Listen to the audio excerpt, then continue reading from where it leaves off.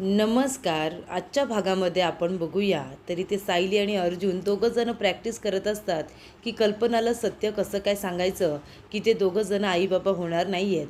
तेव्हा सायली म्हणते की अर्जुन सर, मी आता आई होते आणि तुम्ही मला सांगताय की आपण दोघं जण आई बाबा होणार नाही आहोत, मग आता तुम्ही ते मला कसं काय सांगाल? तेव्हा अर्जुन म्हणत असतो की मम्मा, मला जरा तुझ्याशी महत्त्वाचं बोलायचं आहे.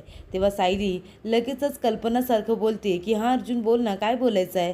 तेव्हा अर्जुन म्हणतो की मम्मा, ते मला तुला सांगायचं आहे. तेव्हा इथे सायली म्हणते की अर्जुन पटापट बोला, मला दुसरीसुद्धा कामं आहेत. तेव्हा इथे अर्जुन म्हणत असतो की मम्मा, तुला नातवंड हवं आहे ना?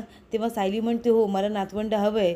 तेव्हा अर्जुन म्हणत असतो की मम्मा ठीक आहे ना, होईल होईल, तुझी इच्छा लवकरच पूर्ण होईल. तेव्हा सायली म्हणते सर, हे काय बोलताय तुम्ही? तुम्ही टेन्शनमध्ये काहीही बोलताय, तुम्हाला कळतं आहे का?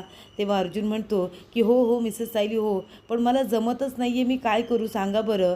मम्मा समोर आली ना, तर मागच्या वेळेला ती हर्ट झाली होती ना, तेच माझ्यासमोर येऊन उभं राहिलं. तिला पुन्हा हर्ट करायची माझ्यामध्ये हिंमत नाही आहे. तेव्हा तुम्ही एक काम करा, मी आता मम्माचं कॅरेक्टर करतो आहे आणि तुम्ही मम्माला सत्य सांगा. तुम्ही आता बोला बरं. तेव्हा इथे सायली म्हणते बरं ठीक आहे. तेव्हा सायली म्हणते की आई, मला जरा तुमच्याशी बोलायचं आहे. तेव्हा अर्जुन म्हणतो हां सायली बाळा, बोल ना, काय बोलायचं आहे तुला?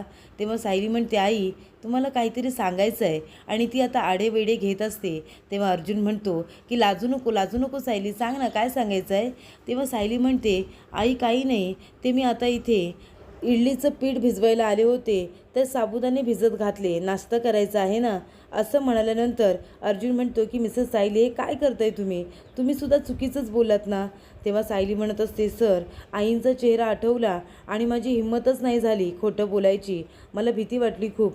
त्यांना मीसुद्धा आता निराश नाही करू शकत. मागच्या वेळेला जेव्हा त्यांना कळलं होतं की मी प्रेग्नेंट नाही आहे, तर आईंना किती त्रास झाला होता.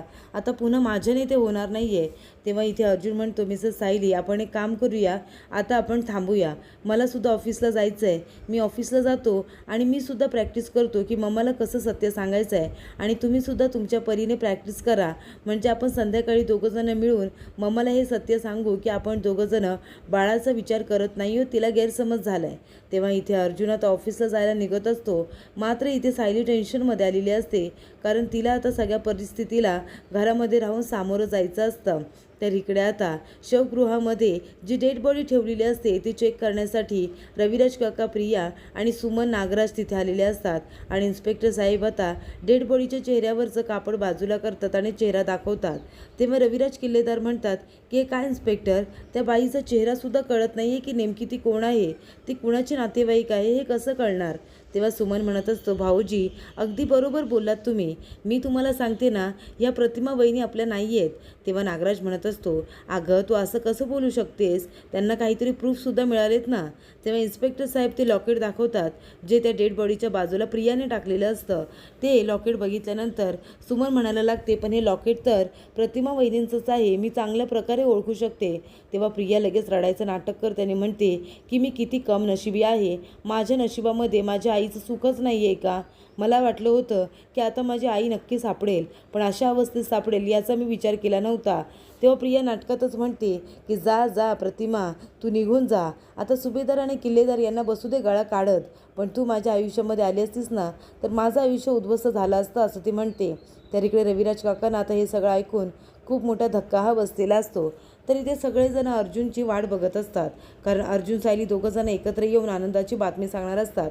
तेव्हा पूर्णाजी म्हणते की एवढं काय बोलायचं आहे अर्जुनला, मला कळत नाही आहे.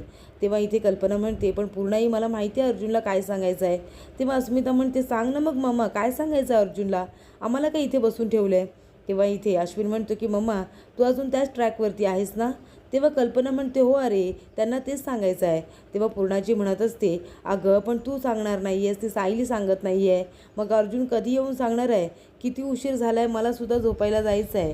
तेव्हा इथे कल्पना म्हणत असते की अर्जुन आता येतच असेल पूर्णाई. तर इकडे रविराज काका आता प्रतिमाच्या फोटोकडे बघत उभे राहिलेले असतात. तेव्हा इथे प्रिया आपल्या नाटकाला सुरुवात करत असते. तेवढ्यातच सुमन म्हणते की भाऊजी, मला असं वाटतंय की त्या आपल्या प्रतिमा वहिनी तर नाही आहेत, पण ते लॉकेट पण खोटं नाही आहे. ते प्रतिमा वहिनींचंच लॉकेट आहे, मला खात्री आहे. तेव्हा इथे प्रिया म्हणत असते, पण खरं सांगू का काकी, माझा विश्वास बसत नाही आहे. ती बाई माझी आई असूच शकत नाही. मी तर म्हणते ना, मी शेवटच्या क्षणापर्यंत हे सिद्ध करत राहीन की ती डेड बॉडी माझ्या आईची नाहीच आहे म्हणून. तेव्हा रविराज काका म्हणतात की तुला माहिती आहे का तन्वी बाळा, टेन्शनमध्ये पण तू किती छान असं बोलून गेली आहेस. आपण हे सिद्ध करू शकतो की ती तुझी आई प्रतिमा नाही आहे म्हणून. आपण तुझा आणि तिचा DNA टेस्ट करूया. तर इथे सायली आता अर्जुनला फोन करत असते. तेव्हा अर्जुन आता घराच्या बाहेरच आलेला असतो आणि तो बघतो आणि सायलीचा फोन उचलतो. तो म्हणतो, हा मिसेस सायली बोला. सायली म्हणते, सर कुठे आहात तुम्ही? मी कधीपासून तुमची वाट बघते. तुम्ही काही विचार केलात का की आईंना कसं समजवायचं ते? तेव्हा अर्जुन म्हणतो, नाही ना, तुम्ही काही विचार केला आहेत का? तेव्हा सायली म्हणते, नाही, मी सुद्धा काही विचार केलेला नाही आहे. तेव्हा अर्जुन म्हणतो, मग आता कसं काय फेस करू मी सगळ्यांना, मला खरंच कळत नाही आहे. तेव्हा इथे सायली म्हणते, हे बघा सर, जे काही कराल ना ते विचारपूर्वक करा, कारण खाली सगळेजण तुमची वाट बघत बसलेत, फक्त मीच रूममध्ये आहे. तेव्हा अर्जुन म्हणतो, म्हणजे सगळेजण खालीच असतील, म्हणजे मी कुणाला अवॉइडसुद्धा करू शकत नाही आहे. तेव्हा इथे नागराज म्हणत असतो, पण दादा, अरे डेड बॉडीजवळ आपण DNA टेस्ट करायची. तेव्हा रविराज काका म्हणतात, हो त्यात काय झालं मग? तेव्हा प्रिया म्हणते, पण बाबा, DNA रिपोर्ट मिळायला तर 2-3 दिवस जातातच ना. तेव्हा रविराज काका म्हणतात की 24 तासाच्या आत DNA रिपोर्ट हातामध्ये येतो. तेव्हा प्रिया आता चांगलीच तोंडावरती पडलेली असते. तर इथे अर्जुन सायलीला म्हणतो की तुम्ही आता खाली या, घरच्या लोकांना काय सांगायचं आहे ना ते मी सांगेन, तुम्ही फक्त माझ्या होमध्ये हो द्या. तर इथे पूर्णाजी म्हणत असते की अर्जुन, काय सांगायचं आहे बाबा तुला, सांग बरं लवकर. तेव्हा कल्पना म्हणते की अर्जुन, जे काही सांगायचं आहे ना ते न घाबरता सांग, लाजायची काहीच गरज नाही आहे तुम्हाला. तेव्हा इथे अर्जुन म्हणत असतो की मम्मा, आम्ही लाजत नाही आहे, मला सगळ्यांना तुम्हाला महत्त्वाची गोष्ट सांगायची आहे, ते म्हणजे लवकरात लवकर आता मधुभाऊ जेलमधून सुटणार आहेत. तेव्हा सायली त्याच्याकडे बघायला लागते. तेव्हा ती म्हणते, हो हो अगदी बरोबर सर, एवढे साक्षीच्या विरोधामध्ये पुरावे गोळा करतायत ना, त्यावरून हे सिद्धच होणार आहे की विलासचा खून हा साक्षी शिकरेने केलेला आहे, मधुभाऊने याच्यामध्ये काहीसुद्धा केलेलं नाही आहे. हे सगळं आता लवकरच कोर्टामध्ये सिद्ध होईल आणि मधुभाऊ बाहेर येतील, असं आता सायलीसुद्धा म्हणते. तेव्हा पूर्णाजी म्हणते, हे सांगण्यासाठी आम्हाला इथे थांबवलेस का? तर इथे प्रिया म्हणत असते, या किल्लेदाराच्या डोक्यात आलंच कसं DNA रिपोर्टचं, मला कळत नाही आहे. तेव्हा नागराज म्हणतो, अरे तो हाडाचा वकील आहे, त्याच्या नाही डोक्यात येणार तर कुणाच्या येणार? आपल्याला फक्त आता 24 तास उरलेले आहेत. आपल्याला काही करून दादाला खोटा पुरावा आणून द्यावा लागेल, तर नर्सला आपल्याला मॅनेज करावं लागेल. तर इथे आता पूर्णाजी म्हणत असते की अर्जुन, जे काही सांगायचं आहे ते खरं खरं सांग ना. अस्मिता म्हणते, अरे तू नेहमीच आता केस जिंकत असतोस, लढत असतोस, त्याबद्दल तू आम्हाला काय सांगतोयस हां? तेव्हा इथे पूर्णाजी म्हणते की अर्जुन, तू एवढ्या केस लढतोस, आम्हाला विचारून लढतोस का? तेव्हा इथे अर्जुन म्हणत असतो, नाही, मला परमिशन तुमची ही हवी आहे की सायलीलासुद्धा आता ऑफिसला कधी कधी यावं लागेल मला मदत करण्यासाठी, तुमची काही हरकत नाही आहे ना? तेव्हा इथे पूर्णाजी म्हणते, घरातली कामं केली आणि ती ऑफिसला आली तरीसुद्धा चालेल. तेव्हा इथे आता सगळेजण रागून निघून जातात, कारण अर्जुनने वेगळाच टॉपिक आता काढलेला असतो. तेव्हा इथे आता अश्विन म्हणत असतो की दादा, तुला तुझ्या नवीन केससाठी ऑल द बेस्ट, पण दादा खूप जास्त मेहनत करा, आणि असं म्हणून तो इथे अर्जुनला मिठी मारतो.